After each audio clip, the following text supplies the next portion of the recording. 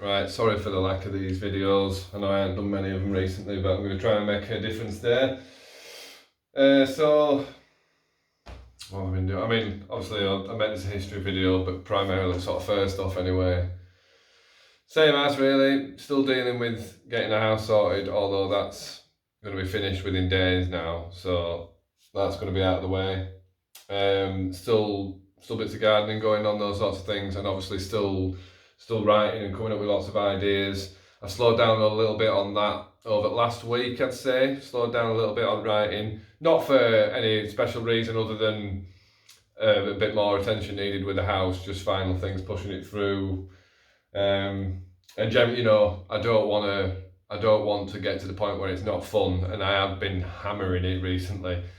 So it's been nice to step back from it a little bit, just a little bit, you know what I mean? I'm still coming up with ideas, I'm still coming up every now and again and doing a few bits, but I'm not getting wrapped up in it too much. I like to try and have a little bit of time away from it.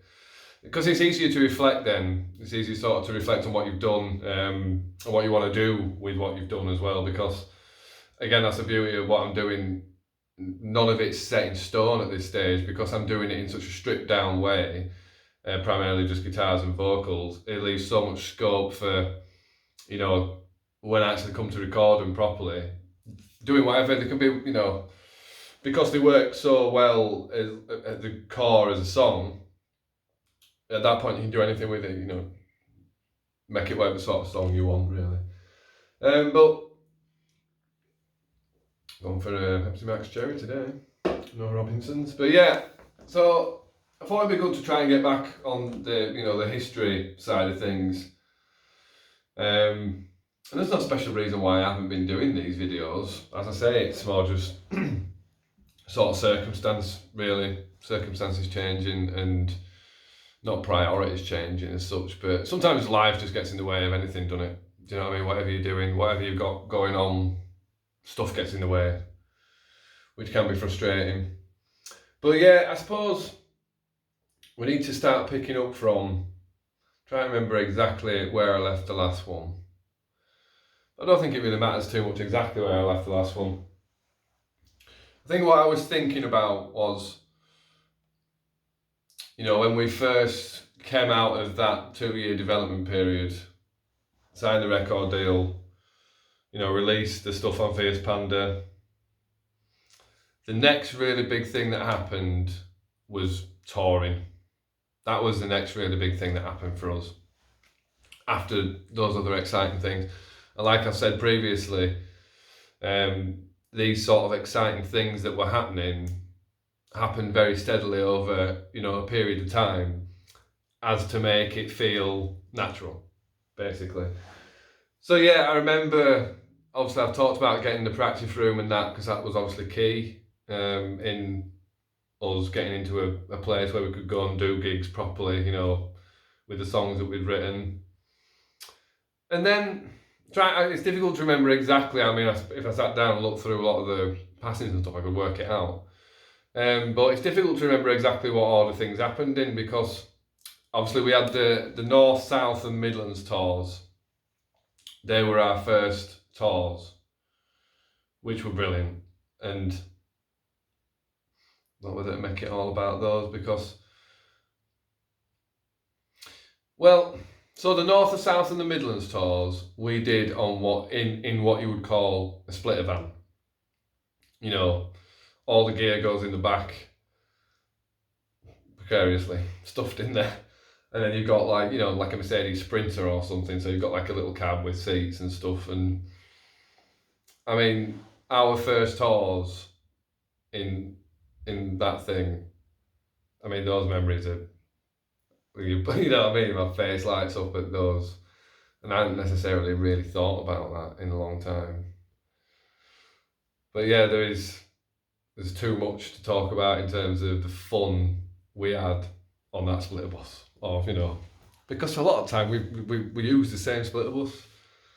And Graham, the tour manager, drove, which was perilous, absolutely perilous. Oh my God, thinking about that, the scrapes we got into with Graham driving. Yeah. So you're right.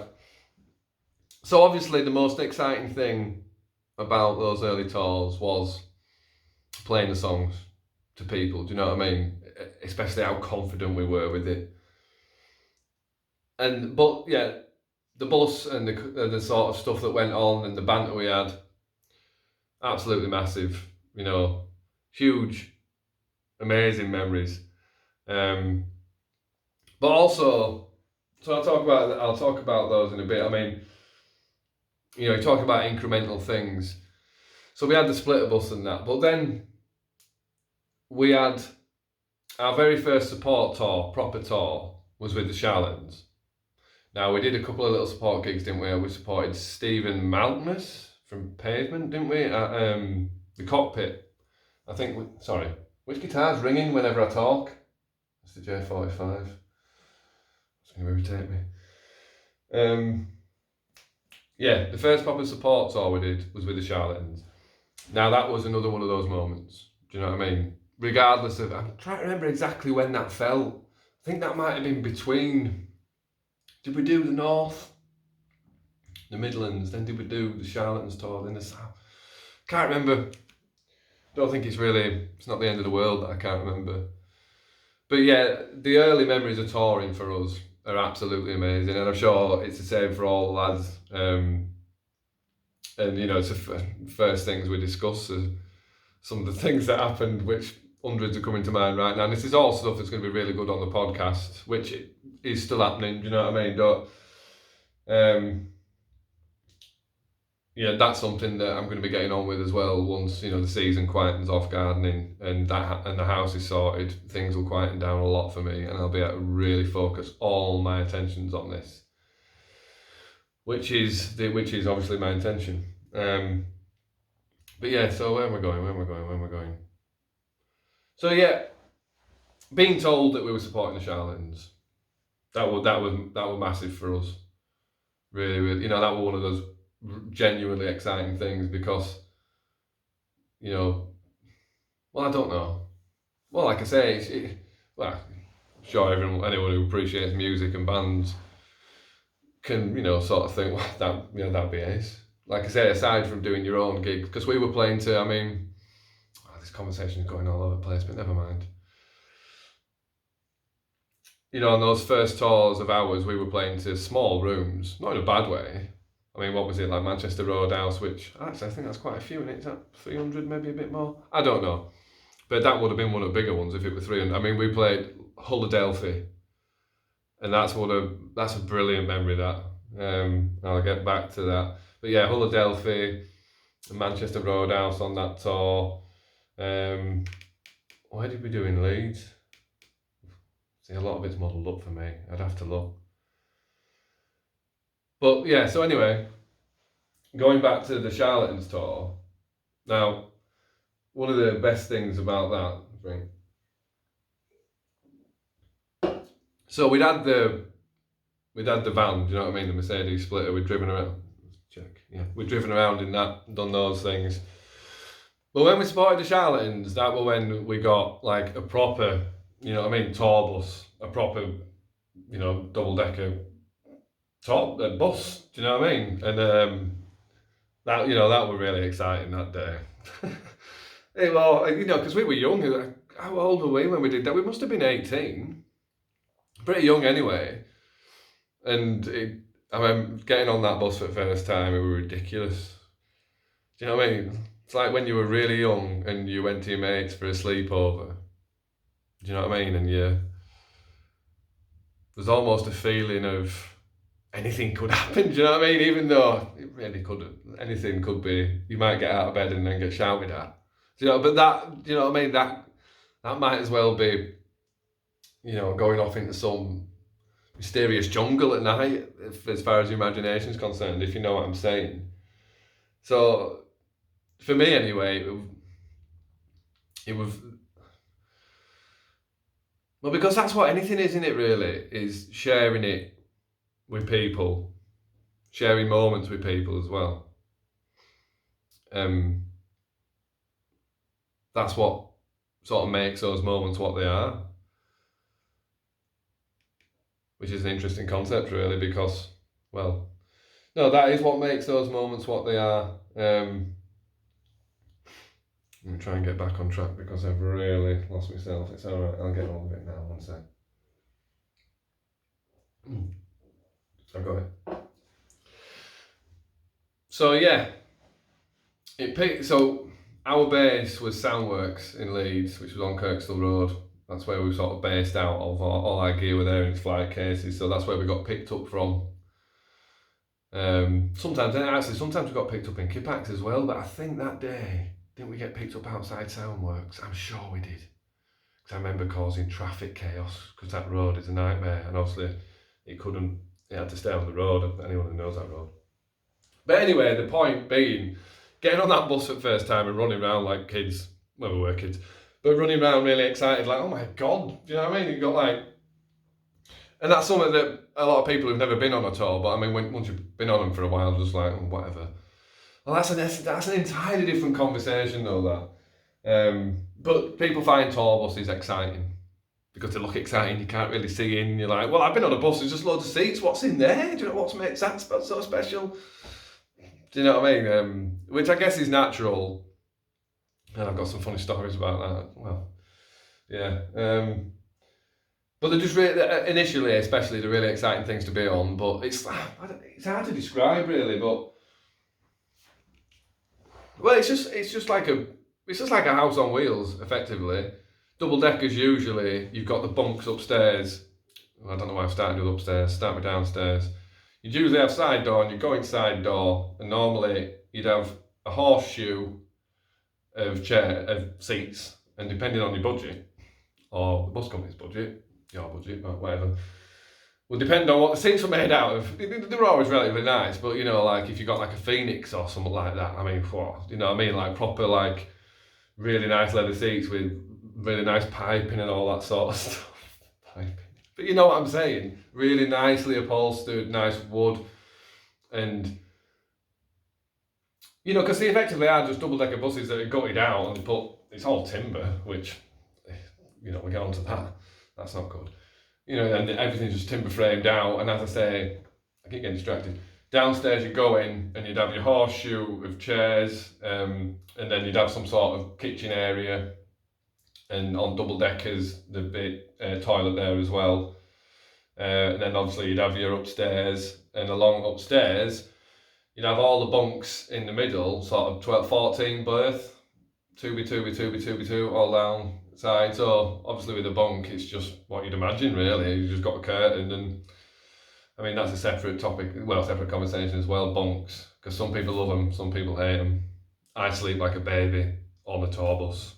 Yeah, honestly, once you get into your little sort of, I mean, if you're extremely claustrophobic, you might not like it, but I'm claustrophobic, and they're not, some are tighter than others, but they're not, you know, I am quite claustrophobic, and they never bothered me. I've never been in a bunk where I thought, oh, that's a bit tight. Is that a lie? It is a lie. I remember that it were a single decker in America, and it were a triple decker. Yeah, it had 3 bunk, not triple decker bus, bloody hell, that won't stay up. Imagine a corner in a triple decker bus, that'd be over. No, and now I forgot what I'm talking about. It'll come back. Triple decker bunks, so usually you'd have 2. So if you imagine, if you're on the top floor of a double decker bus, if you imagine the height you've got, you think, yeah, you could get two bunks, top and bottom, and that'd be quite comfortable. But when you've got 3, do you know what I mean? You're facing far off the roof, trust me, when you get in the right state, you don't mind your face, it's not, I'm not talking like that, but in some of them where it's 3, you ain't got much more than that, and you kind of have to slide in and out. Whereas a lot of them, you'll have, like I say, I'm going into this far too much. You get the picture. But yeah, if you're on top of one of them bunks, getting in and out is an absolute pain in the, honestly, it's a nightmare. And I'm tall, and I've got long arms and long legs, so but even for me, it's like, oh my God, getting up there, you're like, do you know what I mean? It's quite high, and there's no bloody, you know, there's no to help you up, and you've got to climb up bunks. And I used to hate that, especially if you're on top in America, on top of one of them rows of 3 bunks. He's getting in and out in the middle of the night without disturbing other people, because you've got to put your hands somewhere. So you're thinking, I hope they're not one of them people who sleep with their head, you know, just coming out, because I'm going to grab hold of their face as I try and climb into this bunk. But I mean, as I'm sure you can imagine, there's something. What's the word? Well, I can't think of the word really. There'll be a more appropriate word than I'm going to actually give credit to here for this feeling, but well, it's camaraderie, I suppose. Because especially when things are good, like the early days when things were always good, the sort of banter and parties that you have on buses is, you know, again, just unbelievable memories for the people who can remember it. Luckily, I never was really. Well, no, I don't think any of us have got blank spots, if you will. I don't think any of us have actually got them. I don't know, maybe. But yeah, it's the laugh that we used to have, especially on a double decker, because you got more space, more people, more crew, 2 lounges. You got a noisy lounge upstairs with music, and then you've got a conversational lounge downstairs, or you know, that turned into, well, yeah. But that is something I could talk about for a very long time, is living on a bus with other people for a long time. Some of it good, well, majority of it amazing, but some of it not so good. Because as you can imagine, it's not the easiest thing to do. And you know, we were lucky. We never had any. You know, we never couldn't spend time with each other. Do you know what I mean? We never had those moments, and especially in the early days, we absolutely adored each other's companies. But regardless of that, no matter how, if you spend enough time with someone, there's going to get to a point where you need a bit of space from them, not for any other reason that, you know, just like I'm having a little bit of space from writing, just a little bit. Do you know what I mean? It just gives you time to refresh things. You know what I mean? So there are times on buses where it is difficult living like that, and there's lots of other practical and logistical things that impact on living on a bus. But yeah, I mean, going back to talking about the first time we got on a tour bus, and obviously, again, you know, don't really like talking about it, but you know, like for me, like with Parsley, do you know what I mean? Like, if something were good that happened, it were like, oh yeah, let's have some parsley. Do you know what I mean? It were like, and you know, it's difficult to articulate really, but it's just such a ceremonial thing for, well, it sort of was for me, and like sort of for the band, especially in the early days it was. Although, yeah. But yeah, point being, you know, that sort of first thing I would do. When you get on bus, you look around, you're like, right, okay, you know, priorities. Still feel uncomfortable talking about that, really, but I'll get over that. But, you know, there's no point denying, there's no point hiding the fact that that's what I was. Do you know what I mean? And, well, but certainly it was. Well, it was incredibly powerful for me, and not in a bad way. Well, you know, obviously it will have had bad aspects, no doubt. But well, it's just like it was always a linchpin for me, and it was always a linchpin for us, especially in early days. Like I say, you were like, something good's happened, right? Parsley, you know, something bad's happened, right? Parsley. Do you know what I mean? It's like, it's one of those things that it's applicable in every context. Do you know what I mean? And that's, oh God, there's some stories I could tell. Like that, oh no, I can't. Maybe I can. We did so much childish stuff. Again, we were children. How long is this? I don't want to go too long. Right, let me see if I can try and So I was talking about touring, I'm talking about that first tour, our first tour. I might just keep this about buses, really, and stuff like that, because there's only really 10 minutes left. 30 minutes is too long. Someone said to me the other day, yeah, I like your video. I like first 10 minutes of your videos anyway. I'm not watching 40 minutes. I can't. Not wrestling me, but never mind, bless him. So yeah, buses. What else can I say about buses? Well, all sorts, like bus surfing. Brilliant. Absolutely brilliant. Suicidal, stupid. But you have to bear in mind is most buses, not getting much over 55, 60. Well, they're not. So, you can take the skylight off and climb out. That's on motorway and just sit on the roof or stand on the roof. Which not really. I always turned into like a safety officer at those moments. Do you know what I mean? Like, no, you can't do that. That's too much. All right, you can do that. Not only if I'm going to hold your ankle. All right, you can do it if I hold your ankle. Like, honestly, do you know what I mean? Although I did get up there, I didn't stand up though. I sat there. Like I say, when you're going 70, it's not that fast. Not advisable, really, but internal bus surfing's all right. That's equally as deadly, though. Well, not equally as... You can get hurt, especially if mildly intoxicated, shall we say, but especially that on American ones, when you're hobbling down American freeways and that, and you're standing up trying to get a beer, and, do you know what I mean? And then you're like, actually, this is quite a fun game, do you know what I mean? It's just trying to balance as this bus is going all over the place.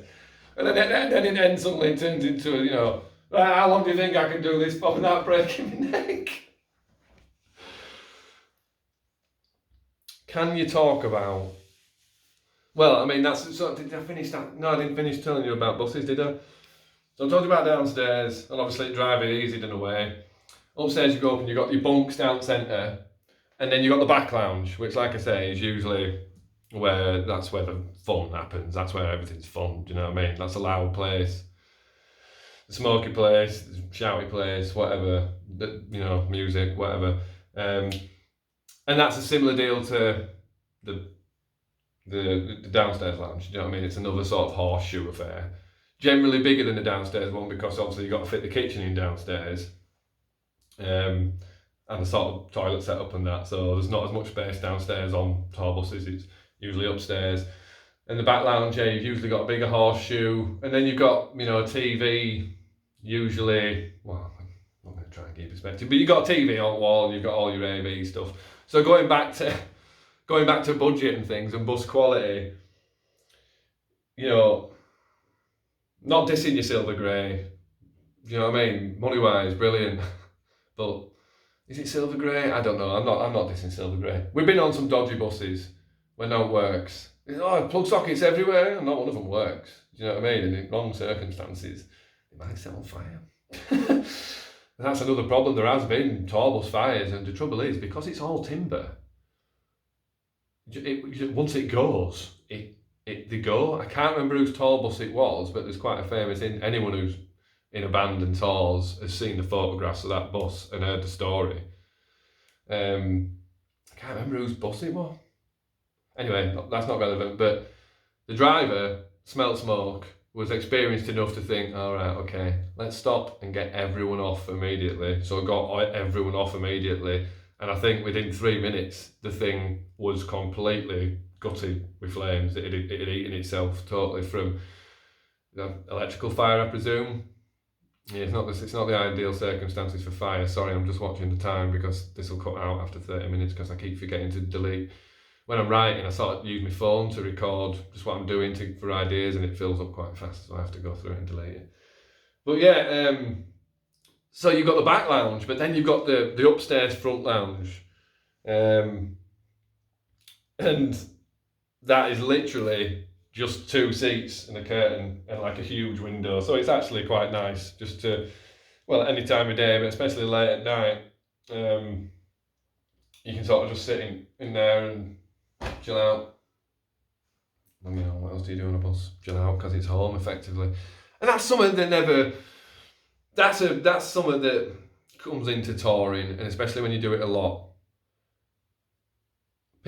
other people can't get over the excitement of being on a tour bus, and they forget that it's your home. You know what I mean?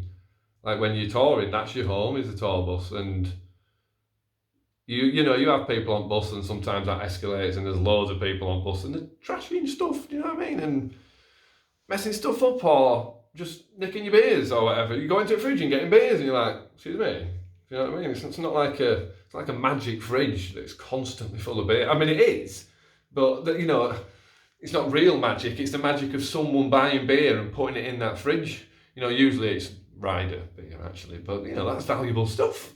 We've got crew lads. Fair enough, I would never sort of drinking loads of beers and that, but crew lads like to beer. So it used to do my head in that when hangers on. I'm sorry, that doesn't apply to. Well, if you're a hanger on because you walk into someone's tour bus and you start helping yourself to stuff. That's a hanger on. Anyone who does that and goes, "Ooh, may I have a beer?" More help yourself. But anyone who just walks up and takes a beer, I suppose that's the same in any situation, isn't it, really? Although the curb your enthusiasm with the, relating to the fridge use and what you're entitled to use without asking and those sorts of things. I love that sort of stuff.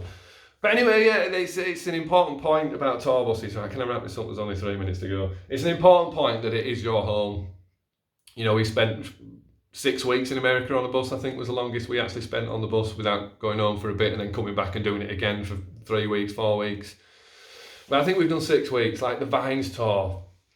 Oh man, I can talk about all those, and I'll have to start doing this. I'll just keep doing it like this. I'll just have to remember to do it. But when you've got other stuff going on, I know that's probably sounds a little bit abstract right now. That's all right. It doesn't matter. I'm a little bit abstract right now. But not in a bad way. I'm just getting excited thinking about all these different things that I can talk about. Because some brilliant memories of being on a tour bus. Yeah, the camaraderie you got with your mates, and the fact that, usually if you're out and about and you're drinking or whatever, or, partying or whatever. Sorry, I'm just covering this up because I realise that my hair's an absolute mess. It's doing my head in. But anyway, all I've got to do is book an appointment if they're even open anymore. I'll forget about that and move on. I ain't got long left. Come on, what am I saying? Oh yeah.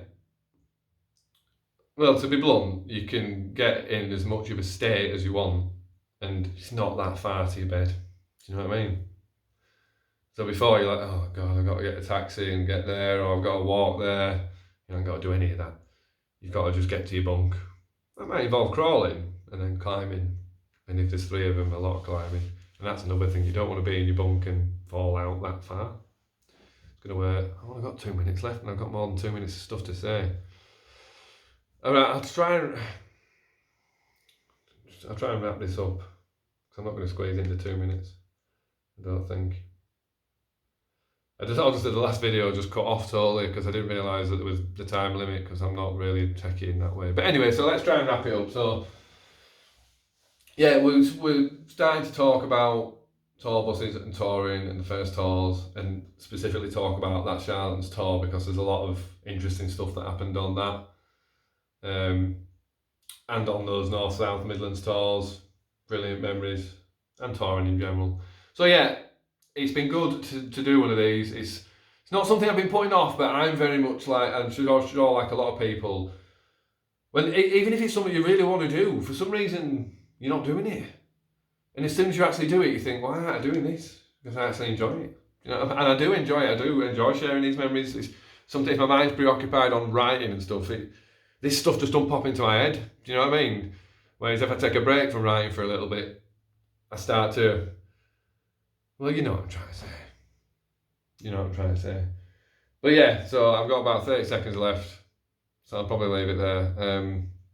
I'm sorry if this one's been a bit incoherent and rambly, although that doesn't seem to piss anyone off. Anyway, let's leave it there. So thanks for watching, and I'll try and pick up on this vein because there's still too much to say about tour buses and stuff like that. It's a big part of it. Anyway, nice one. See you later. Bye.